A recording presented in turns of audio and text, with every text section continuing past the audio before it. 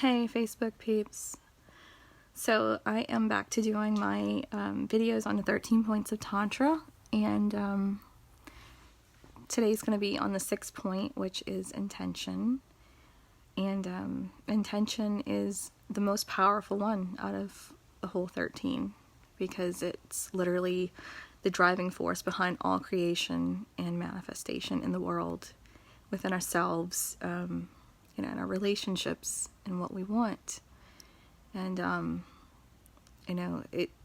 it's something that we need to be crystal clear about when we go into anything, whether it be a job choice or a relationship or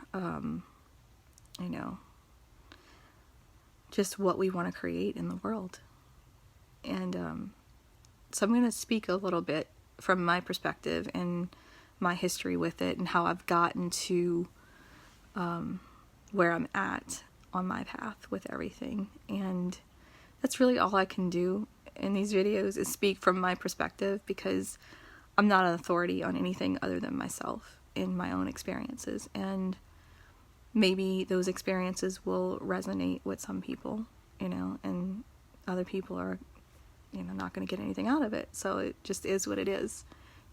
Take it for what it's worth. But going back to my history with spirituality, I was raised Catholic, rebelled against it my whole life, called myself an atheist. And it wasn't until my late teens that I realized, I'm not an atheist.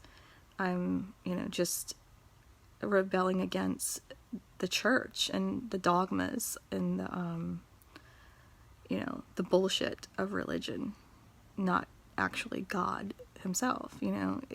I believed at that point in a higher power, that there was something greater than me. I just wasn't religious, and I really wasn't even spiritual at that point, because I still, really wasn't diving deep into it. I was just having awareness that there was something more than me. And I took a Bible as literature class in college, just basically to have that knowledge to be able to keep, fighting against religion, to be able to, have these talking points and say, well, you see this, this is in the Bible, and this is ridiculous, and this doesn't make any sense. And, that's real reason why I took it, was just to have the knowledge of the Bible, to be able to know what I was talking about, to know what I was bashing. And it wasn't until my 20s that I had a night where I went out with a friend for drinks. Got drunk, came home, was drunk, I was so tired, and my sister and I were supposed to do something the next day. So I wrote her a note, and in the process of writing that note, I was going to slip it under her door and, for her to wake me up the next morning. But in the process of writing it, I just passed out and woke up the next day and saw the note, and I just kind of threw it aside. I didn't read it. And it was a few days later, I was cleaning out the bookshelf and I found the note and read it. And it said, I miss JESU. And the last letter just trailed off. But I knew what it was. I knew what I was writing or trying to write. But I was, why am I writing this? Why did I write this? Is just weird, ridiculous. And I didn't really take the time to process it. I guess I didn't want to, because I still wasn't really ready to fully allow spirit into my life. I was still skeptical and still had that wall up against organized religion, and didn't really know how to separate the two quite just yet. And it was weird because I'm writing this, I miss Jesus, but I really didn't know that much about Jesus. I didn't even know if he was a real dude. Why am I writing this? I'm not a Jesus person.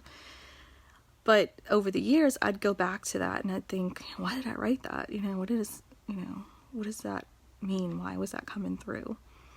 And it's only been the last few years that I started to realize that was my higher self. That was my soul. You know, that wasn't my physical body. That wasn't my mind, because in the process of writing it, at that point, I was actually in that hypnagogic realm. And, you know, I go there a lot. So I can write in that realm. I've done sleep writing a few times, but that's the first time anything significant like that came through. And, you know, so that realization that wasn't this that wrote that was, you know, higher soul that wrote that wrote I miss Jesus. And, you know, I was still not ready to process it and really dive deep with it and understand it.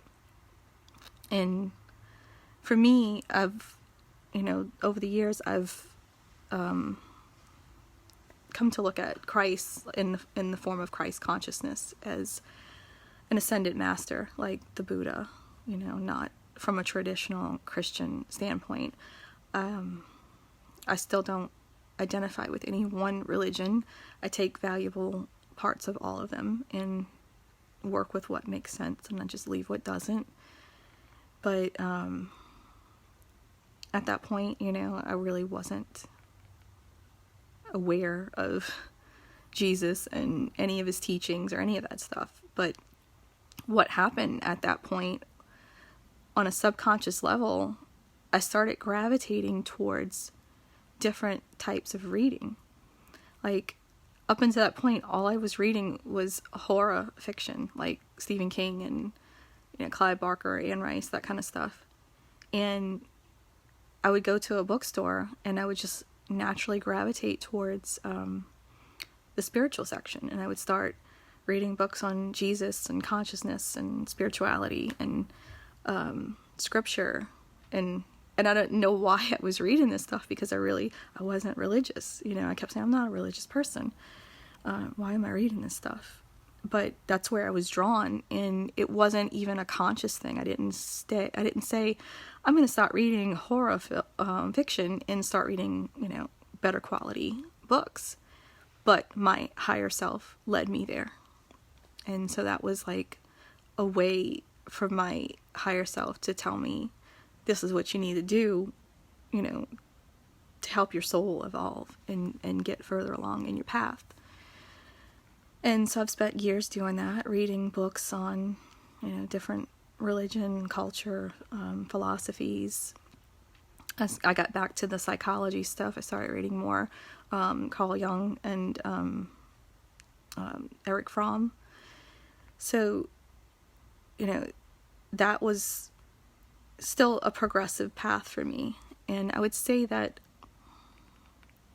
of all the relationships in my life, this relationship with spirit has been the longest one that I've cultivated.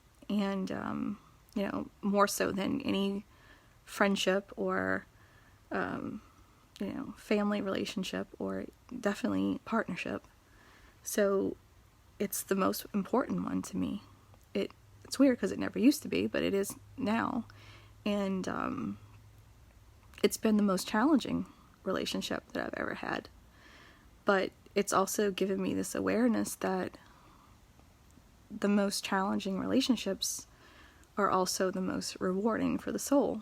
And, you know, and that's why I look for that in partnerships and relationships, because, you know, I'm no longer looking for a partner from a physical perspective. Yeah, the physical's nice, I mean, don't get me wrong, but I want the soul level connection. I want someone that is on my level of spirituality. And that's where, you know, ritual and sex magic, all of that stuff comes in. As far as ritual goes, I was never comfortable with ritual. I've only gotten comfortable with it in the last couple of years. Any Catholic rituals, the stuff that they do at weddings and funerals, and I couldn't get into it. And, you know, in my 20s, I joined a Wicca group, and there I was in the park with these people holding hands and chanting and saying prayers and calling the corners and, reading from this book of rituals. And it felt so fake and inauthentic and just like, what am I doing? This is not me. I don't believe in this. And, in 2013, I joined a Rosicrucian group, and I started going to the local chapter, and it was a great group of people. I love the group meditation and learning environment with those people. But when it got to the ritual work, just having to walk a certain way in the temple and do these set things the way that they wanted them, because somebody created those rituals and said, hey, this is what you got to do, you got to do X, Y, and Z to get this, and I couldn't get into it. I was like, this is just weird to me. It just felt awkward. And then in my own practice, I started trying to do ritual work. I joined another spiritual organization that, I was only with very briefly because, they were just really out there. But they had a ton of ritual work that they wanted you to do. And they wanted you to keep a journal and report back to them, to your tutor, about the work that you were doing. And, turn this way and say these words and turn that way and say those words. I was like, no, I'm not doing that. That's not me. That's weird. Like I got nothing out of their rituals. And so what I come to realize is that it's not ritual that I have a problem with. It's other people's rituals, because those rituals are someone else's intentions. They're someone else's creation. They put that down on paper and said, hey, this is what I did to create what I wanted. This was my intention behind it. And now y'all can try it and see if it works, do your thing. And other people's rituals have never worked for me. They've never felt right. They've never produced any type of results. I don't get anything out of it.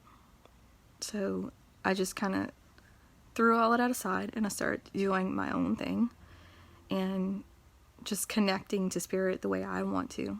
Just a direct, authentic communication, like no bullshit. And I'm not talking like prayer and mudras and affirmations. Those are different. That's not what I consider ritual. I mean, although some people may consider it part of their ritual, I don't consider that ritual. When I say ritual, I mean like when people have a book of rituals or something, and they say, draw a pentagram on the floor and stand here and call this corner, or say these words in this direction and turn in that direction and say those words, and to have this or that happen. Like I couldn't do all of that. It was just weird. Like I didn't feel a need for that. Just like the Cathars didn't have a need to go to church and put money in a collection plate to keep these men in fancy robes in order to have a connection with God. I don't feel like I need to do all of those crazy rituals that other people created with their intentions to have my connection with God and create what I want to create. So I just work from my own free flow. Like whatever I feel like doing in that ritual that night is what I do. I might pull a mudra card and ask spirit, which mudra do I need to work with today? And I'll shuffle a deck and I'll pick one, and it's almost always exactly what I need. So I just allow myself to be guided in that ritual, in that meditation by spirit completely. And I really only just started doing that, in this past year. Like last summer, I went to Walmart. We were having a storm that was supposed to possibly knock out power. So I went to the store, went to Walmart, and was going to buy all these candles. Well, they were pretty much wiped out. Like all the tea lights, all the, long stem candles, everything was gone. And the only thing that was left were these religious candles, the tall ones with Jesus or Archangel Michael and Mary just all religious candles. And I was like, well, they're going to burn for a while, and they're cheap. So I got a bunch of them. Storm passed. We never flooded. We never lost power. Everything was okay. But here I was with all these candles. So I started putting them on my altar for my meditations because I like a lot of fire. I'm a fire dragon in my Chinese chart. And so I like to have a lot of fire on my altar when I work. And it was one night I was working with this Sacred Heart of Jesus candle. And I don't know why. I don't know what made me in that moment pick the candle up, because I had all these different ones on the altar, but I picked that one up and I read the prayer on the back of it, and don't know why. I just, I was like drawn to it for some reason, because they all have prayers on them. They're all, all these other ones on my altar, but that's the one that I was called to. And I picked it up and I read the prayer on the back of it, and like I was just overcome with emotion and tears. Like I had tears just streaming down my face, and not only did it bring me to tears, it brought me to my knees. Like I was literally on my knees in front of my altar crying, and I didn't even know what I was asking for.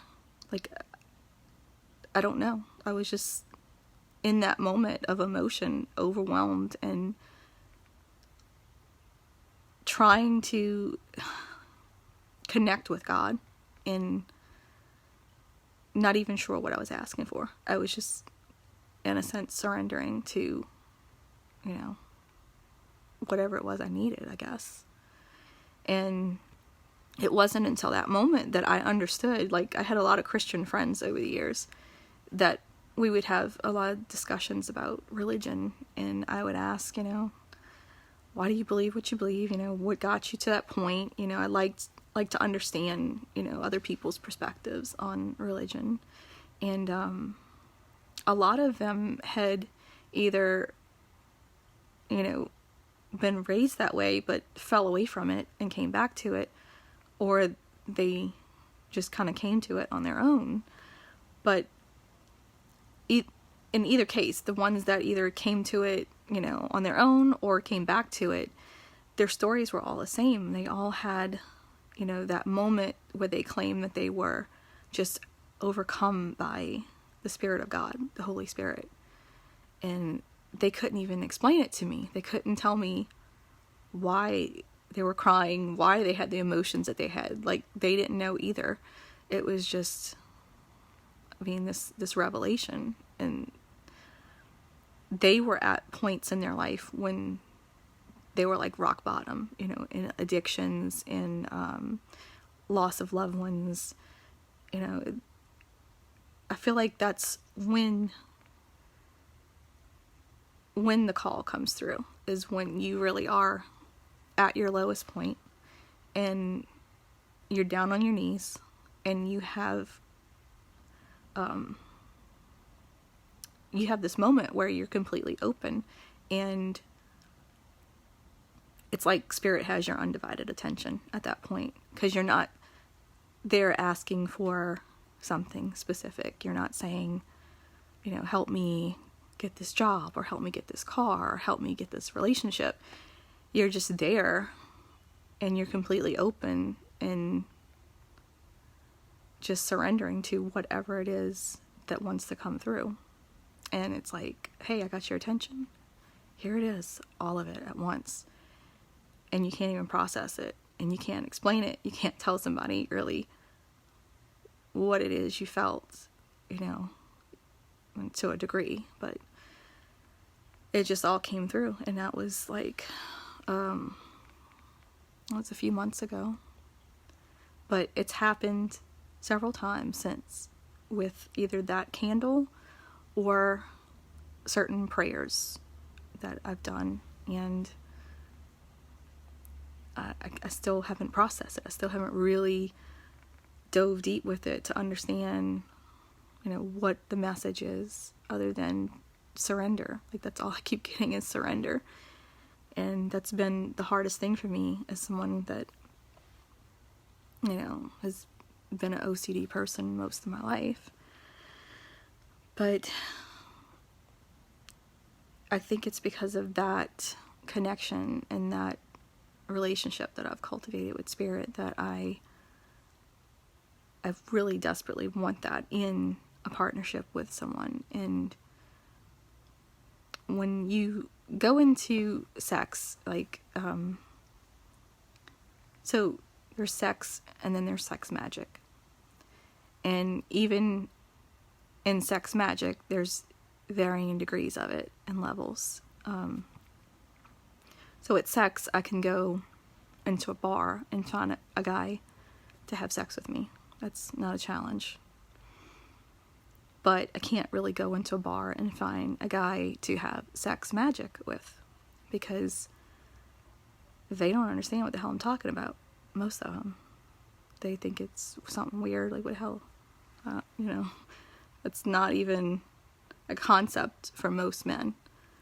And then even those that do understand what sex magic is and practice it, for a lot of people, it's, they go online, they find some ritual for abundance or manifestation through sex magic, and they're like, hey, let's do that one.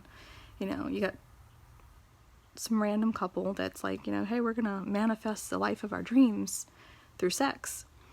And,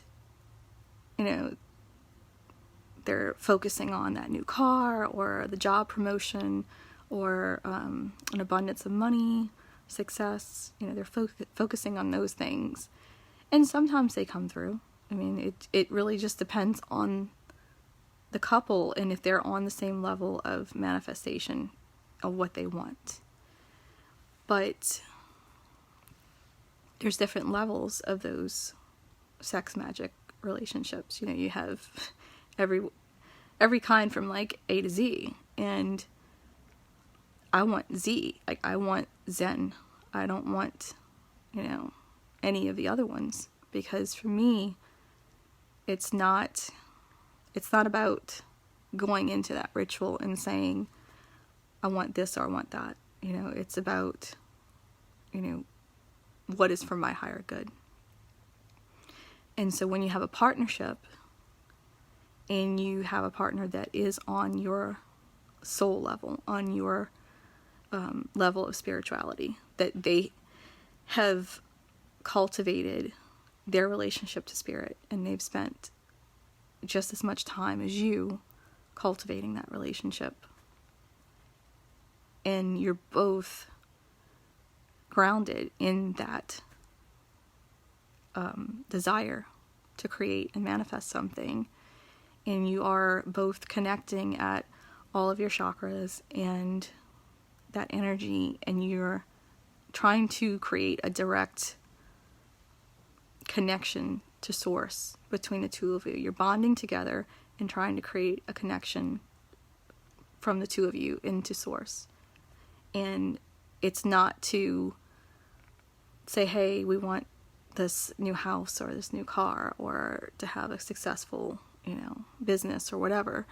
It's, for me personally, my personal desire in that divine union is to just both surrender to spirit, to God, and say, use us how you want to use us for what you need us to do in the world. Because when you're asking for something specific, when you're saying, give me this or give me that, you don't always get it, because spirit doesn't always give you what you want. It gives you what you need. And it's not always about you. Sometimes it's about, a higher objective. And so when you're only asking for what you want for you, you're coming from a selfish perspective, and you're coming from a control perspective. You're not surrendering. You're still saying, okay, this is what I want. Can you give me this specifically? So you're still trying to control what you're given, instead of just surrendering and saying, what do you want to give me? Like, what what gifts and tools and energy do you need to flow through me to create what needs to be created in this world, and how can you use me? And when you have a couple that's together, that's both in alignment with those values, that it's something higher than the mundane, that they want source connection, and they're asking from a place of surrender. I just feel like that's so much more powerful than just a basic sexual union, a hookup, a fuck, or whatever you want to call it. And even just a regular sex manifestation. There's so many people out there just doing these sex manifestation rituals, and they really have no clue how they really are meant to work. Like, it's not meant to just be about creating something for yourself, like to have more money or to have more power or to have more success. It's to tap into your divinity and have that flow through you in a way that's going to be of benefit to the world, to other people. And there's nothing wrong with money or success or, having a nice house or having a car. I'm not against any of those things. I'm not one of those people that's, anti-money. We all want it. We need it. In fact, the more you have of it, the more you can help others in the world, because you have the freedom to do so. But, if that's your driving factor in life, if that's what you're living for is the almighty dollar, well, you'll get it. You'll probably get it, but you're not going to have fulfillment from that, because you're not asking for what God wants from you. And that's what you need to ask for first.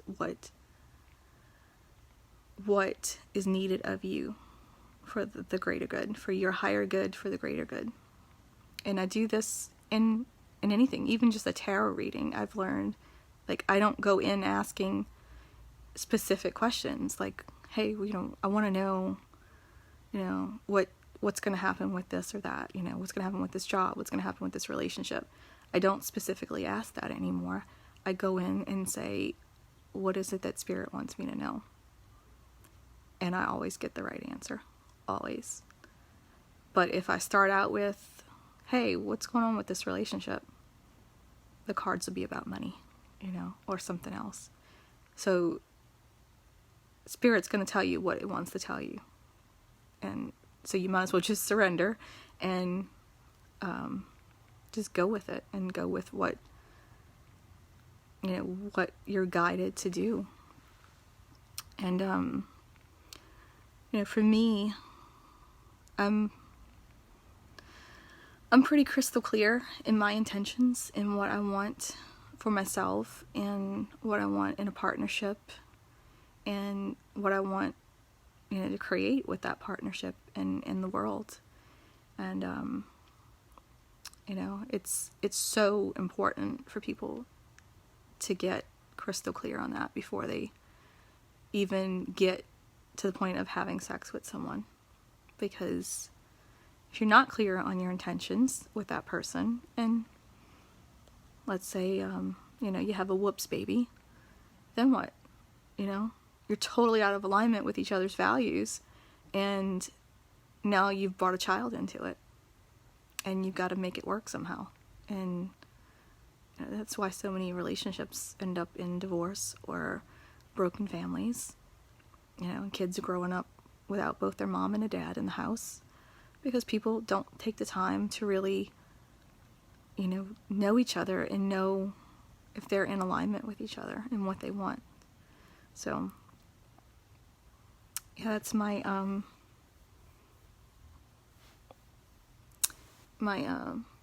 take on intention and the importance of it. I probably ranted a little bit longer than I intended to, but I'm the Stephen King of writing blogs and now video blogs. So yeah, just